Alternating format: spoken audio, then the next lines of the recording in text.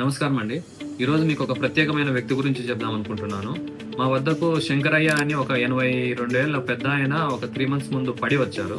ఆయనకు ఆల్రెడీ మనము 2 వైపులా మోకాళ్ళ కీళ్ళ మార్పిడి ఆపరేషన్ చేసి బాగా నడుస్తున్నారు. రోడ్ మీద నడిచేటప్పుడు వేరే బైక్ అతను తగిలేయడం వల్ల పడి తుంటి ఎముక అంటారు. ఆ ఎముక ఫ్రాక్చర్ అయ్యి మా దగ్గరకొచ్చారు. ఆయనకు చాలా కోమార్బిడిటీస్ ఉన్నాయి. అంటే షుగర్, బీపీ గాని, మిగతా హార్ట్ రిలేటెడ్ కొద్దిగా ప్రాబ్లమ్స్ ఉండడం.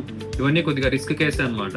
ఆయనకు వాళ్ళ అటెండర్స్‌కి మనము రిస్క్ ఎక్స్‌ప్లెయిన్ చేసిన తర్వాత ఆయన సర్జరీస్ తీసుకొని ఆయనకు ప్రాక్సిమల్ ఫిమరల్ నెయిల్ అంటాము. మక్కి దగ్గర నుంచి మనము రాడ్ వేసి ఆ ఫ్రాక్చర్ అయిన చోటుని మనము కదలకుండా స్క్రూస్‌తో బిగించాము.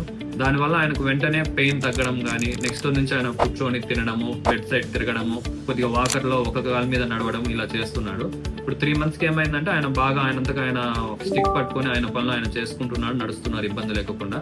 అందరికీ నమస్కారం. నా పేరు దండు రవిశంకర్. మాది కడప నారాజపేట. గత 3 నెలల కిందట మా గ్రాండ్ ఫాదర్ రోడ్డు మీద ఉంటే బైక్ వాడు వచ్చి గుద్దినాడు. అందువల్ల ఆయనకు ఫీవర్ బాల్ ఇరిగింది. దానికి సంబంధించి కడపలోని నాగరాజపేటలో శ్రీ హిమబిందు ఆర్థోపెడిక్ హాస్పిటల్ ఆయన అడ్మిట్ చేసి 3 గంటల వ్యవధిలోనే ఆయనకు ఉటావుటిన డాక్టర్ పవన్ కుమార్ గారు ఆపరేషన్ చేశారు. ఆపరేషన్ చేసిన 15 రోజుల్లోనే ఆయన కోలుకున్నాడు. అక్కడ ఉన్న స్టాఫ్ కానీ, వార్డ్ బాయ్స్ కానీ, డ్యూటీ డాక్టర్స్ కానీ అందరూ మమ్మల్ని బాగా చూసుకున్నారు. అన్ని వేళలా టైంకు రెస్పాండ్ అయ్యి మళ్ళా 15 రోజుల్లోనే ఆయన మామూలు స్థితికి వచ్చి ఇప్పుడు తన పనులు తాను చేసుకుంటున్నాడు.